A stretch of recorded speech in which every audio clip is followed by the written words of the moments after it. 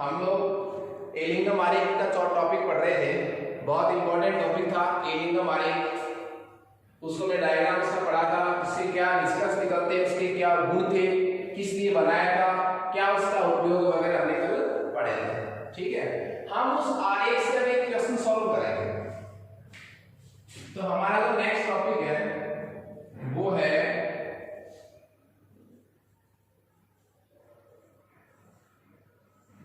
Ellingham आरेख की सहायता से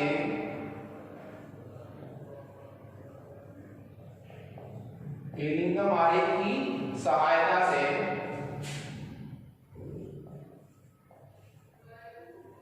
हेमेटाइट, जिसका सूत्र क्या होता है Fe2O3, हेमेटाइट अयस्क के अपचय की व्याख्या। हम एलिंगम आरेख को किस पर अप्लाई कर रहे हैं? हेमेटाइट अयस्क पर। इससे क्या प्राप्त करेंगे? Fe। देखिए, इसके लिए हम एलिंगम आरेख को दोबारा बनाएंगे। ठीक है, तो अपन शॉर्ट में बना रहे हैं एलिंगम आरेख को।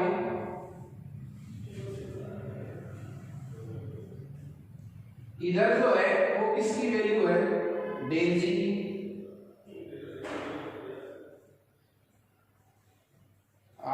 डेल जी की वैल्यू किसमें है? किलो जूल प्रति मोल में। ठीक है,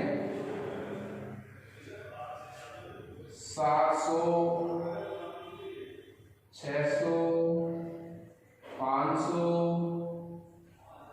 400, 300, 200 और 100। ठीक है, इधर हमने लिया है टेम्परेचर को, ताप को।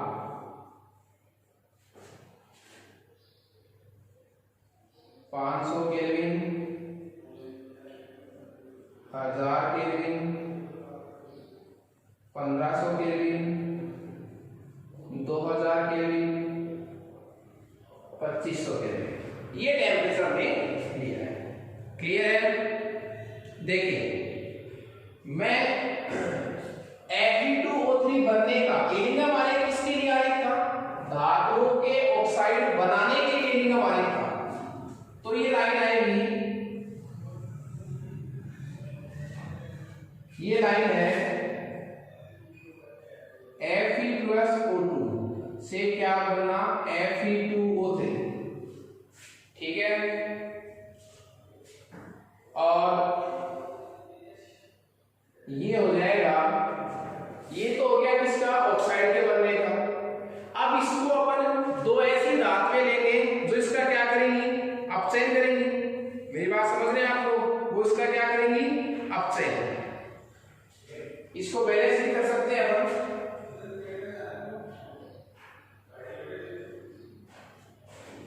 तो ये हो गया 4/3, Fe4 हो गए और 2 क्या हो गया? ऑक्सीजन। अब देखिए, हमारे पास जो ये वक्र है वो है कोक का, और ये चलेगा इसके ऊपर। सी को मैं किसके साथ गर्म करूंगा? ऑक्सीजन के साथ। तो सी को जब ऑक्सीजन के साथ गर्म करूंगा तो बनेगा carbon monoxide. Carbon monoxide. Clear है? मुझे यहां पर प्रतिच्छेदन बिंदु बनाना है। क्या बनाना है? प्रतिच्छेद बिंदु। और वो बनाना कहां है? 1073 पर। कहां बनाना है? 1073 बिंदु पर मुझे बनाना है। तो प्रतिच्छेद बिंदु तो दूर जा रहा है, तो हम इस ग्राफ के पैमाने को थोड़ा सा और खिसका सकते हैं ताकि पैमाना जो है वो इसके जस्ट आ जाए ऊपर। ये 1000 केल्विन, ये 1500 केल्विन और ये 500 केल्विन। तो ये जो पॉइंट है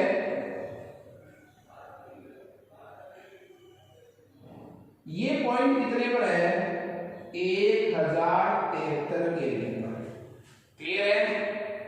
मैंने जो ऊपर वाली लाइन बनाई है वो किसके लिए बनाई है? सीओ के लिए। किसके लिए बनाई है? सीओ के लिए।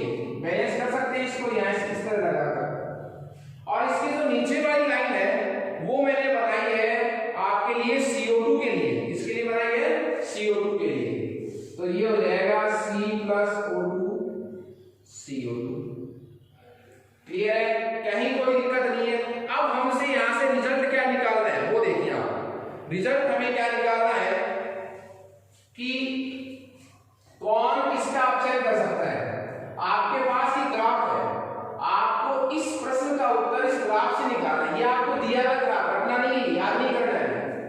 एलिंगम आरेख की सहायता से हेमेटाइट अयस्क के अपचयन की व्याख्या। हमारे पास क्या दिया हुआ है? हेमेटाइट। उसकी डेजी का मान कितना है? -500। ये रहा है T+O2, तो कितनी वैल्यू है? -500। और देखिए C+O2 कार्बन के डाइऑक्साइड का डेजी कितना है? -600। कार्बन मोनोऑक्साइड के डेजी की वैल्यू कितनी है? -300। मैं यहां से आपको बता सकता हूं कि ये जो प्रतिशत बिंदु आया है ये कितने पर है? 1073 केल्विन। आपके लिए क्या आया है? आया है प्रतिच्छेदन बिंदु।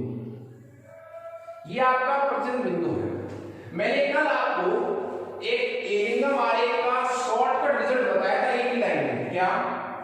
कि एलिंगम आरेख में नीचे वाले धात्विक ऑक्साइड का तत्व जो है अपने से ऊपर वाले धात्विक ऑक्साइड का क्या कर देता है? अपचयन कर देता है। देखिए किससे नीचे? 1073 केल्विन। ठीक है, 1073 केल्विन से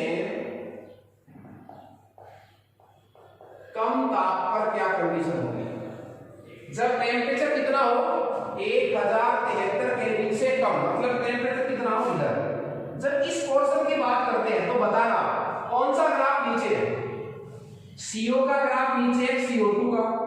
CO2 का ये नीचे है। CO2 में तत्व कौन है? C, मतलब कौन? कोक। तो जब टेम्परेचर 1073 केल्विन से क्या होता है? कम होता है, तब तो Fe2O3 का अपचयन कौन कर सकता है? नीचे कौन है इसके? CO2 में क्या पड़ा है? C, तो कौन कर सकता है? C, Fe+C। अभी पूरी नहीं कर रहा सभी। और देखिए जब टेम्परेचर 1073 से क्या है? अधिक, 1073 केल्विन से अधिक ताप पर, तो 1073 केल्विन से अधिक ताप पर देखिए आप इस बार कौन सी रेखा नीचे आ गई? ये देखो CO वाली रेखा तो आगे नीचे, CO का रेखा कहां चली? ऊपर। अब बताओ 1073 केल्विन से ऊपर ताप पर CO वाली वक्र नीचे है ना, ये कौन सा है? ये वाला। तो इस बार जो है वो बताइए कौन इसका अपचयन करेगा? कार्बन मोनोऑक्साइड में पड़ा हुआ कौन? O की करेगा। मेरी बात समझ रहे हैं आप लोग? उसके बाद देखिए मैंने जो यहां वक्र बनाए हैं, इन वक्रों में 3 वक्र आपको दिए। कितने वक्र दिए? 3। और 3 वक्रों में मैं इस वक्र को इधर भी वापस से तो आपको सही समझ में आ जाए। C+O2 CO2। और ये किसका ग्राफ है? ये है ग्राफ इसका Fe2O3 का।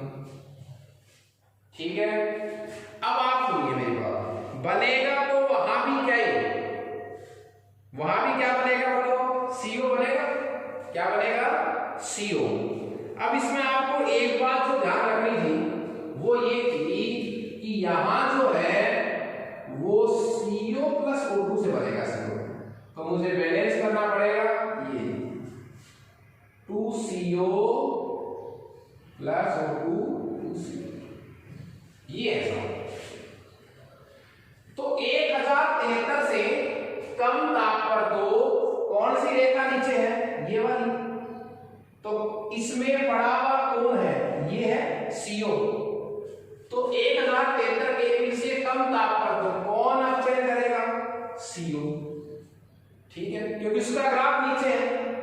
और 1073 केल्विन से अधिक ताप पर इधर आती है, तो इस बार कौन सी रेखा नीचे आ गई? ये वाली रेखा नीचे आ गई। इसमें कौन पड़ा है? C। ये तो ये इसका क्या करेगा? अपचयन। Fe2O3 plus C। तो मेरे कहने का मतलब क्या है कि आपको ये देखना है कि किसका ग्राफ किसके नीचे कब आ रहा है। ठीक है, तो आप बात समझ रहे होंगे अब कि 1073 केल्विन से जब ताप क्या होता है? कम, तब तो किसका ग्राफ नीचे है? इसके CO2 का। CO2 में क्या पड़ा है? C। तो 1073 केल्विन से कम ताप पर तो कौन अपचयन करेगा? CO। कौन अपचयन करेगा? CO। और 1073 केल्विन से अधिक ताप पर देखिए कौन सा ग्राफ नीचे आ गया? ये वाला ग्राफ। तो CO में क्या पड़ा है? C पड़ी धातु करती है, तो इस बार कौन करेगा? O।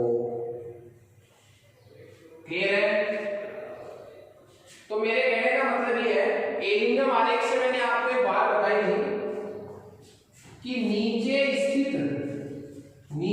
स्थित धात्विक ऑक्साइड की धातु, इधर वाला पूरा ऑक्साइड नहीं, बड़ा वाला ऊपर अपने ऊपर इसकी धात्विक ऑक्साइड के क्या कर देती है? अपचयन कर देती है, उसको क्या कर देती है? अलग कर देती है। क्लियर है? तो देखिए 1073 से कम ताप पर तो किसका ग्राफ नीचे है? CO2 का ग्राफ नीचे है। तो CO2 में क्या पड़ा है? CO। तो CO कर देगा। 1073 से अधिक ताप पर नीचे कौन है? ये वाला ग्राफ नीचे आ रहा है, तो इसमें क्या पड़ा है? C। तो इस बार अपचयन कौन करेगा? C। ठीक है, तो हम एलिंगम आरेख की सहायता से हेमेटाइट S के अपचयन की क्या कर सकते हैं? व्याख्या कर सकते हैं। देखिए 1073 से अधिक ताप पर तो किसने किया था? कोक ने। उससे कम ताप पर किसने किया था? CO ने। क्लियर है? तो अपचयन हो गया। देखिए Fe2O3 का किसमें? Fe में। और CO किसमें चेंज? CO2 में। यहां भी Fe2O3 का अपचयन किसमें हो रहा है? Fe में। C किसमें चेंज? CO में। तो इस तरह फर्क ताप के आधार पर फर्क आ जाता है। ठीक है, इसके बाद हमने ये जो टॉपिक पढ़ा था वो था कि किस प्रकार हम किसी धात्विक ऑक्साइड के अपचयन हेतु एलिंगम आरेख की सहायता लेते हैं। इस टॉपिक को इस उदाहरण से हमने यही समझा है। फिर भी हम इस एलिंगम आरेख के निष्कर्ष को एक बार और सुनेंगे, और वो क्या है मैं आपको बता देता हूं। मान लीजिए मैंने जो बात आपको बताई थी, ये 3 रेखा है। ठीक है, ये डेल जी माइनस में, इधर क्या है? T। मैं कुछ भी हर ये सही नहीं, तो मैं आपको समझाने के लिए बोल रहा हूं, वैसे सही नहीं है। देखिए मान लीजिए A प्लस O2 से क्या बना? AO। B प्लस O2 से क्या बना? BO। अब आपको कोई ये कहे कि मुझे किसका अपचयन करवाना है? AO का। तो कौन करेगा? BO। पर BO नहीं करेगा, BO में पड़ेगी धातु। कौन? B। तो ये तरीका सही हो जाएगा। AO का अपचयन करवाना है तो उसके नीचे पड़ेगी धातु ऑक्साइड की धातु, क्रिया किससे करवाएंगे? B से। तो ये क्या करेगा? इस AO में से A को अलग कर देगा, ऑप्शन को अलग से B ने क्या कर दिया? AO का अपचयन किसमें कर दिया? A में। ये सही नहीं होगा कि आप कहना चाहो मुझे किसका अपचयन करवाना है? BO का। तो BO प्लस A नहीं होगा सर, क्यों? वो उसके कहां बैठा है? ऊपर। और एक बात और भी कह सकते हैं, किसके मानों के आधार पर भी बोल सकते हैं, डेल जी के मानों के आधार पर, कि डेल जी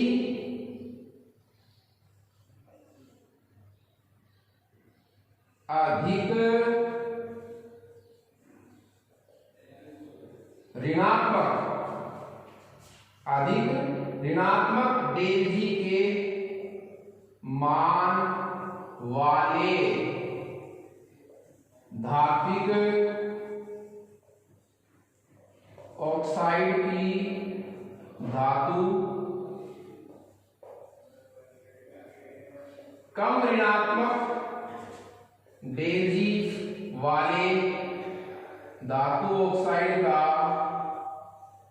क्या कर देती है, अपचयन कर देती है।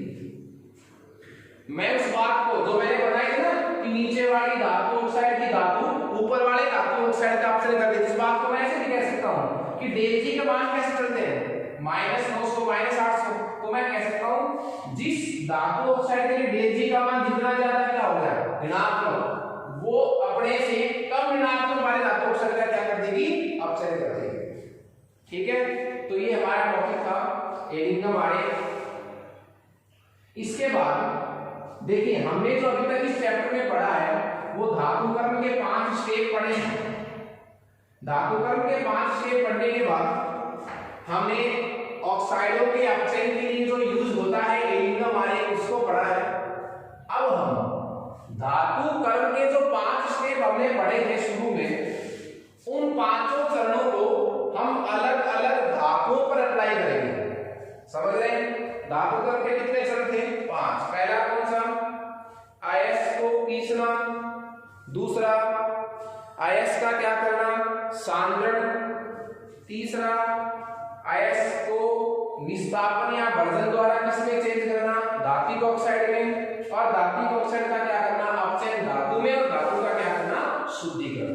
पर हमने फिक्स एग्जांपल नहीं लिया था। अब हम पांचों स्टेप को दोहराएंगे अलग अलग धातुओं को।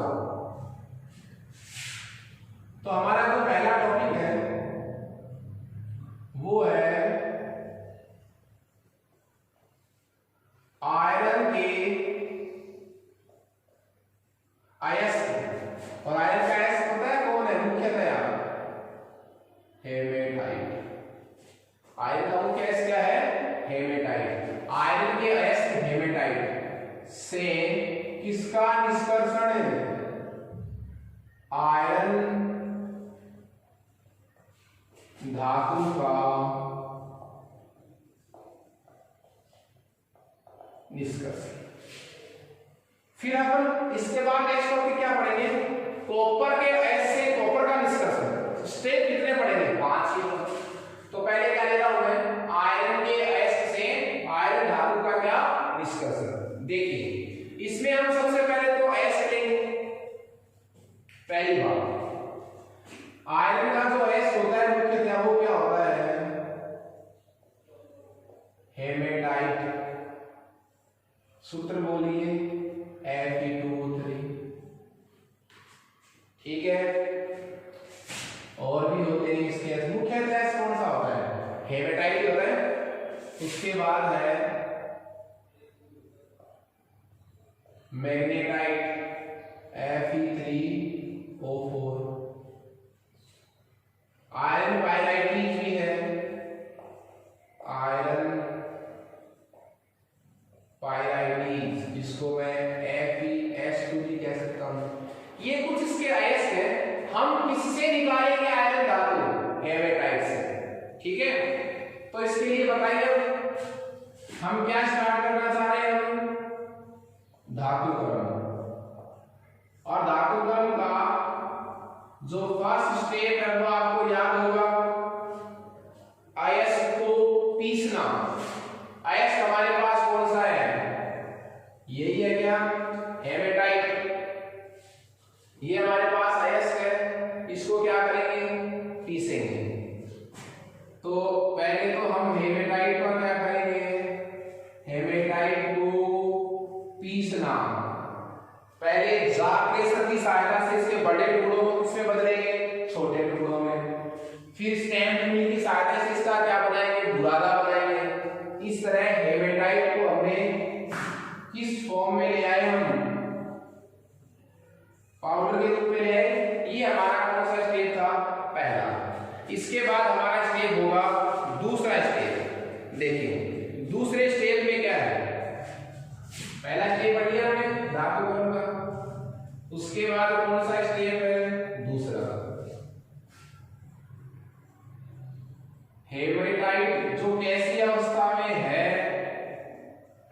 चूर्णित अवस्था में हेमेटाइट का सांद्रण क्या करना, सांद्रण, कंसंट्रेशन ऑफ हेमेटाइट, आयस का क्या करना, सांद्रण। कौन सा स्टेप था, दूसरा, रेत, कंकड़, सिलिका, क्ले वगैरह को दूर करना। देखिए हेमेटाइट जो है वो कैसा आयस है, ऑक्साइड प्रकार का आयस है, चूंकि चुंबक से आकर्षित होता है, तो हम इसके सांद्रण के लिए कौन सी विधि काम में लेंगे, चुंबकीय पृथक्करण विधि। हमने अयस्क के सांद्रण की कितनी विधियां पढ़ी थी, 4 विधि पढ़ी थी। अयस्क के सांद्रण की क्या विधि पढ़ी थी, 4 विधि पढ़ी थी। पहली विधि कौन सी थी, गुरुत्वीय पृथक्करण, दूसरी चुंबकीय पृथक्करण, तीसरी झाग बलवन और चौथी निष्कारण विधि। तो चारों में से कौन सी विधि अपनाएंगे हम सांद्रण की, बोलिए यहाँ पर चुंबकीय पृथक्करण विधि। क्यों, क्योंकि अयस्क में जो धातु पड़ी है वो किससे आकर्षित हो रही है, चुंबक से, जो अशुद्धियां हैं वो चुंबक से आकर्षित नहीं होगी। तो ये विधि में से हमारी पढ़ी हुई है। मैं आपके बारे में 2 क्या थे, चुंबकीय रोधक थे, चुंबकीय रोधक थे, घूमता हुआ पट्टा था, इस पर अपन अयस्क डालते हैं तो चुंबकीय अशुद्धियां तो यहाँ जाकर अलग होती है, अशुद्धियां यहाँ अलग हो जाती है, पढ़ा था हमने विधि को। तो चुंबकीय पृथक्करण विधि द्वारा हम हेमेटाइट अयस्क का क्या कर देंगे, सांद्रण कर देंगे साहब। तो हमने इस तरह 2 स्टेप पूरे कर लिए। कितने स्टेप पूरे कर लिए हैं, 2। तीसरा स्टेप हमारे पास है, जो आपने अयस्क का क्या किया है, सांद्रण। तो तीसरा स्टेप क्या है, सांद्रित हेमेटाइट। अब अयस्क नाम क्या, अयस्क की जगह मैं क्या लेकर चल रहा हूं, Fe2O3। तो सांद्रित हेमेटाइट को धातु ऑक्साइड में परिवर्तन, सांद्रित हेमेटाइट को किसमें परिवर्तन, धातु ऑक्साइड में। ये हमारा कौन सा स्टेप था, तीसरा। इसके कितनी विधि हो सकती है, 2, निस्तापन और भर्जन। बहुत मुख्य अंतर था दोनों विधियों में। निस्तापन होता है वायु की अनुपस्थिति में और भर्जन होता है वायु की उपस्थिति में। दोनों ही विधियां करती क्या है, सांद्रित अयस्क को किसमें चेंज करती है, धात्विक ऑक्साइड। देखिए चूंकि ये ऐसा अयस्क है, ऑक्साइड है, तो इसके लिए यूज क्या करेंगे, निस्तापन। परंतु यदि इसमें Fe2O3 में, यदि Fe2O3 में क्या प्रेजेंट है, नमी या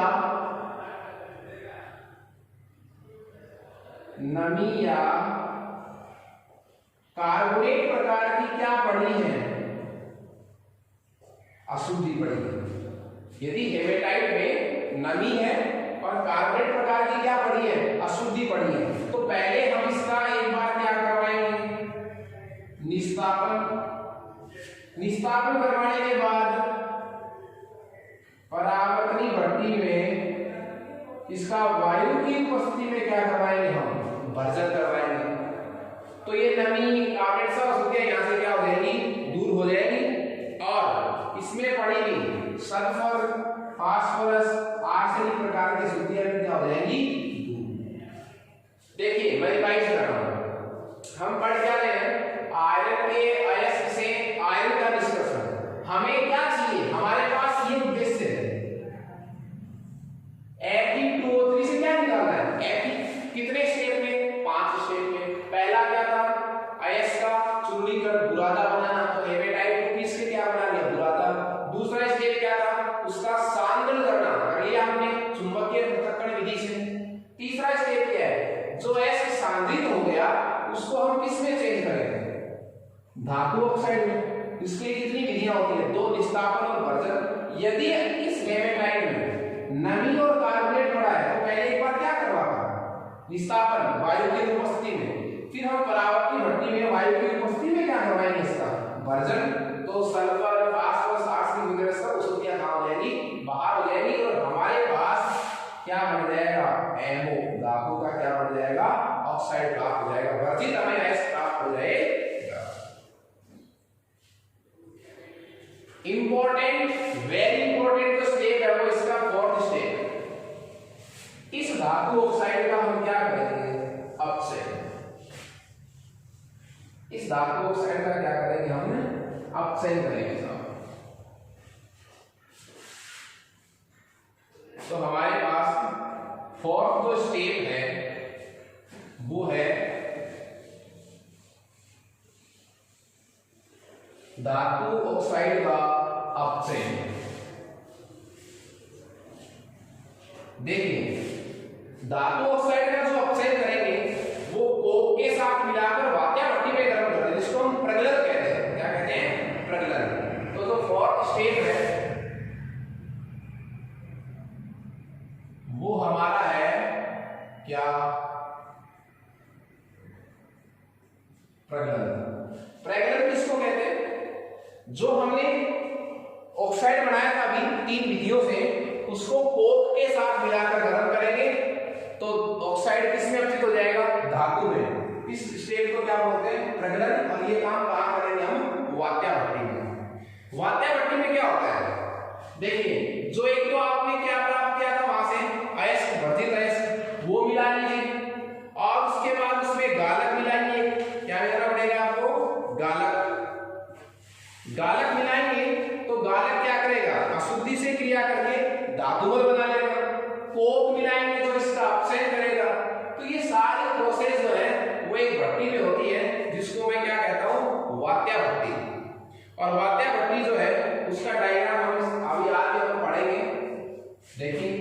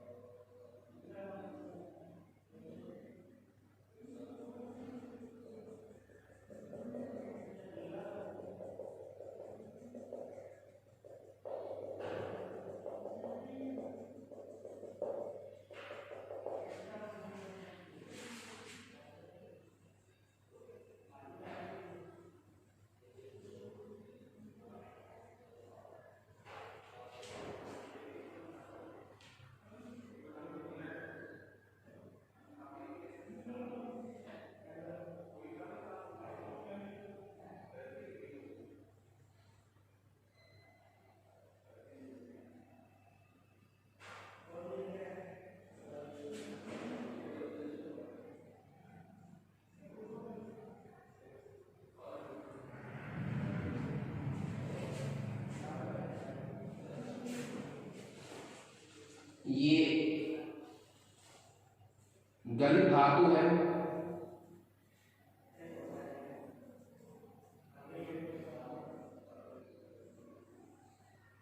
जिसे पात्र में हम इकट्ठा कर लेंगे। चाहे तो आप इसको लेवल तक भी बना सकते हैं, कोई दिक्कत नहीं है। वैसे लेवल तक बनाना चाहिए तो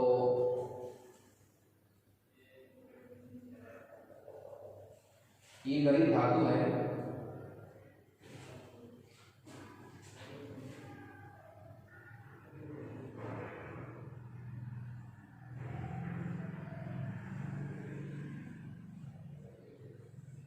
ये धातुमल है। गलित धातु के लिए और धातुमल के लिए अलग अलग द्वार बनाए गए साहब। क्लियर है आपके पास? अब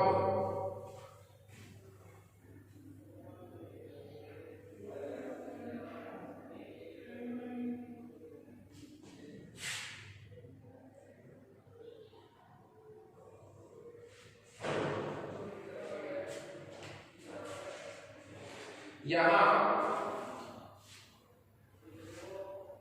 इस भट्टी को अपन ऊपर की तरफ आकार देंगे और ऊपर की तरफ जब आकार देंगे तो हमें ट्वियर लगाना पड़ेगा। गर्म वायु की क्या देनी चाहिए, झोंके देने के लिए हमें क्या लगाना पड़ेगा, ट्वियर लगाना पड़ेगा। ठीक है, तो इस ट्वियर को लगाने के लिए मैं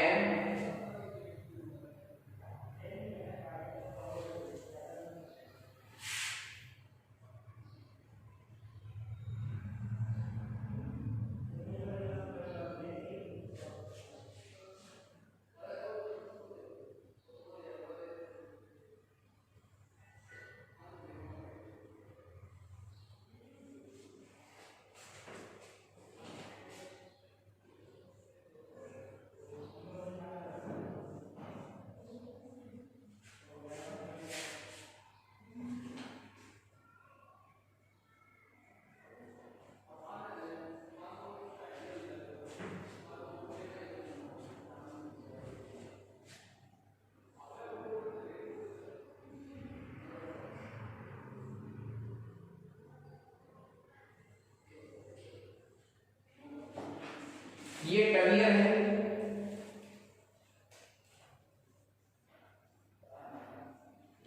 ये ट्वियर है जिनसे ये क्या है, ट्वियर है जिनसे गर्म वायु के झोंके हम प्रोवाइड करेंगे। क्लियर है, भट्टी को अपन इन सिरे से कहां बना रहे हैं, ऊपर वाले सिरे की तरफ बना रहे हैं सब।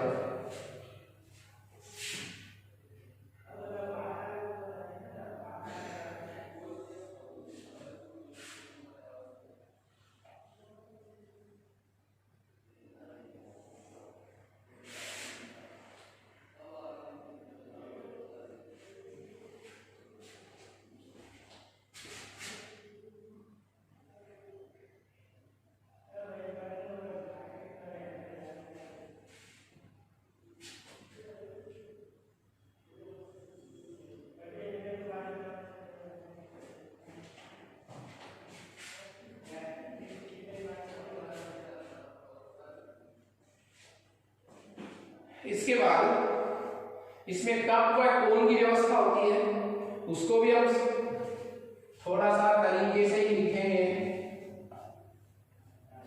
देखो इसको हमें अपना कप व कोन की व्यवस्था लगानी है। क्या लगानी है, कप एवं कोन की व्यवस्था इसमें हमें लगानी है।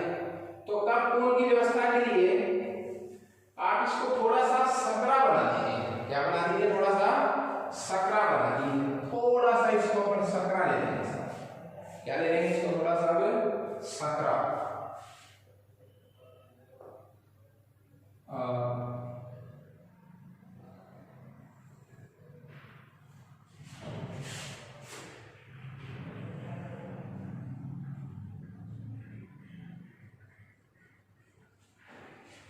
हम इसको थोड़ा सा सकरा ले लेते हैं। ठीक है, अब इसमें कप व कोन लगा देगा।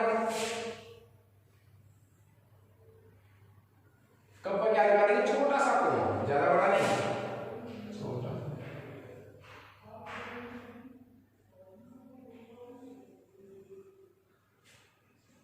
ठीक है, इसके बाहर की तरफ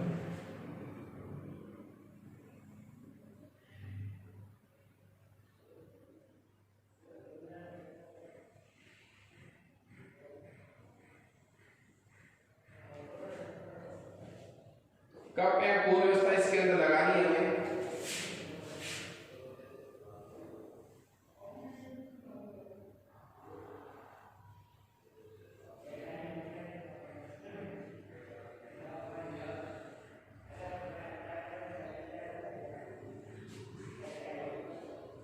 हमें इसको ऊपर से बंद करना है।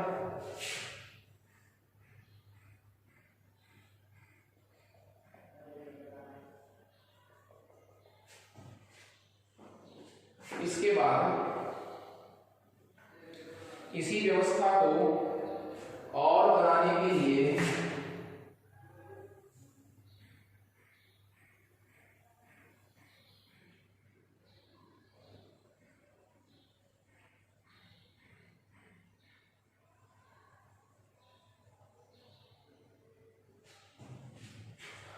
इसमें देखिए हम एक काम और कर सकते हैं,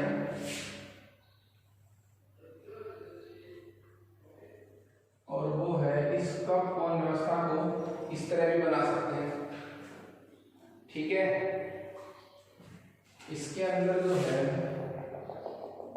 वो धान रहेगा। क्या रहेगा इसके अंदर? धान। ये क्या है? ये है धान, जिसको मैं चार्ज कह सकता हूं। धान में है क्या? वर्जित अयस्क है। धान में क्या क्या है? वर्जित अयस्क प्लस कोक प्लस गालक के रूप में CaCO3। ये धान है यहां से। ये जो आपके पास व्यवस्था है कप एंड कोण की व्यवस्था, ये जो है कह सकता हूं, चलो ऊपर भी कह सकते हैं, ऊपर भी अपन इसको बता सकते हैं। वैसे ये जो व्यवस्था है ये है कप एवं कोण व्यवस्था, ताकि सारा धान एक साथ कहां नहीं आए, नीचे नहीं आए। समझ रहे हैं आप लोग? ये जो हमारा भट्टी का जो डायग्राम था उसका ढांचा लगभग तैयार है। इसमें क्या होगा अब साहब, ये जो बाहर का आवरण है वो स्टील का बना है, बेलनाकार आवरण है। इसको भी थोड़ा सा और मैं मजबूत बना देता हूं, क्योंकि टेम्परेचर जो है बहुत जाने वाला है, बहुत हाई जाने वाला है टेम्परेचर भी।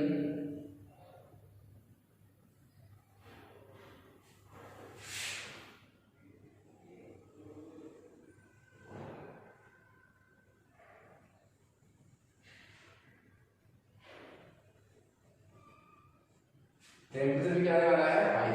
ये जो पात्र है ये स्टील का पात्र है साहब। स्टील का क्या है? पात्र है आपके पास। अब इसमें जो टेम्परेचर है वो अलग अलग है साहब। ठीक है, 4 प्रकार के इसमें क्षेत्र हैं, और वो क्षेत्र है आपके पास। सबसे पहले अपन शुरू करेंगे निम्न ताप से।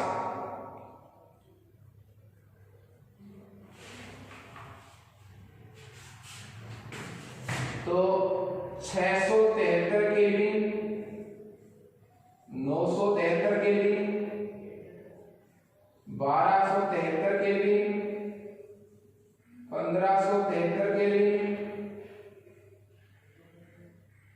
तो 4 प्रकार के क्षेत्र तो इसमें हो गए, हुए कि नहीं वे? और उसके बाद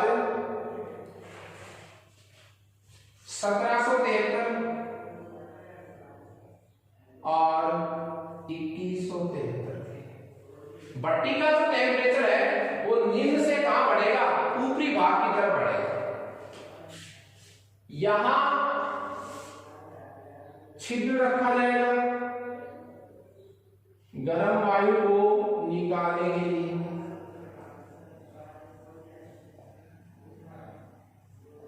निष्कासित गैसें इसको साइड में लगा दिया गया है। ये गलित धातु है, ये धातुमल है, वो क्लियर है, गर्म वायु के झोंके। कप एंड कोण अरेंजमेंट है, स्टील का पात्र है। ये धान है। धान का मतलब क्या है? वर्जित अयस्क, कोक और गालक। अब मैं क्या करूंगा, इन खंडों के कुछ नाम दूंगा। इसका नाम है अपचयन खंड, इसका है उष्मा शोषण खंड। तो इन विभिन्न खंडों के कुछ न कुछ नाम हैं और वो आपके पास आ गए हैं। अब देखिए टेम्परेचर तो कितने हैं? 6 और खंड कितने हैं हमारे पास? 4। तो ऐसी स्थिति में हम क्या करेंगे? ये जो खंड है वो कहलाएगा संगलित खंड, और ये क्षेत्र क्या कहलाएगा 1700 से 2100 बीच का, वो है दहन खंड। यहां से ये जो धान है वो दोनों साइडों से क्या आएगा, निकल कर आएगा इस तरह, और नीचे वाले खंड में ये धीरे धीरे करके यहां गिरेगा, कॉक की वजह से इसका दहन होगा, इसीलिए नाम क्या निकाल दिया बताओ, इसका दहन खंड। नाम क्या निकाल दिया इसका, दहन खंड। ये आपके पास भट्टी का क्या है, डायग्राम। क्लियर है? ये भट्टी का है चित्र। पगलन की क्रिया किसमें होती है, वाक्या भट्टी में। बोर्ड में भी आया हुआ है क्वेश्चन है, बहुत अच्छा प्रश्न है।